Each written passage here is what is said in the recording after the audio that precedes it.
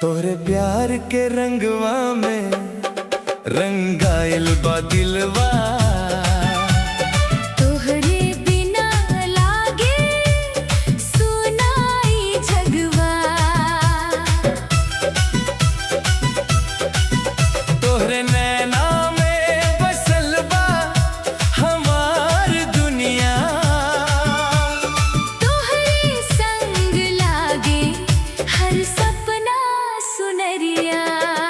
जब से तो के देखनी दिलवा बेकाबू भइल।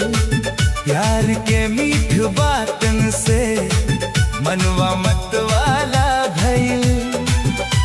चलिला जब तू हंस के फुलवा मुस्काई।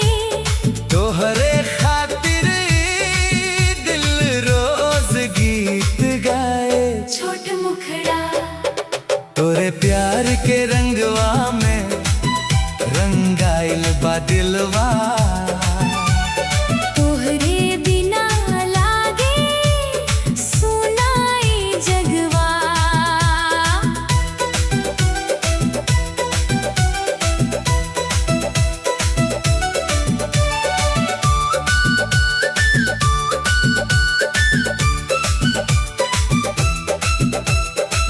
तोहरे बाहिया में दुनिया हमार बा।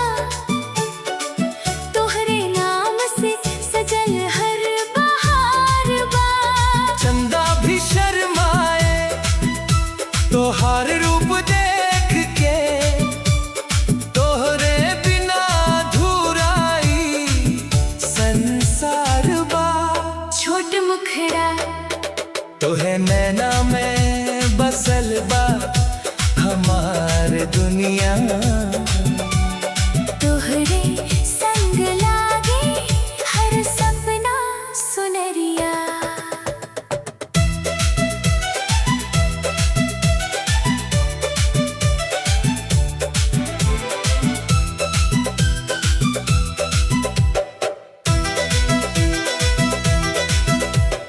रिमझिम बरसेला सावन के फुहार हो।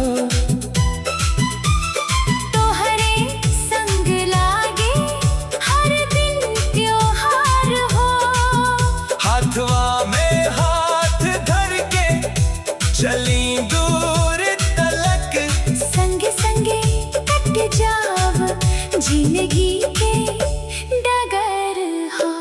छोट मुखड़ा तोरे प्यार के रंगवा में रंगाइल बा दिलवा। तोहरे बिना लागे सुनाई जगवा। सपना में आइला तू चंदा बनके। दिलवा में बसला तू धड़कन बनके। मांग में सजाइब तोहरे नाम के सिंदूर। रहब हम तोहरे संग सजनी बनके। छोट मुखड़ा तोहे नैना में बसल बा हमार दुनिया। तोहरे संग लागे हर सपना सुनरिया। तू धड़कन तू सांस तू ही अरमान हो। तू ही हमर प्यार तू ही पहचान हो। रब से मांगी ले बस इतने दुआ। जन्म जन्म साथ रहे ई प्यारवा।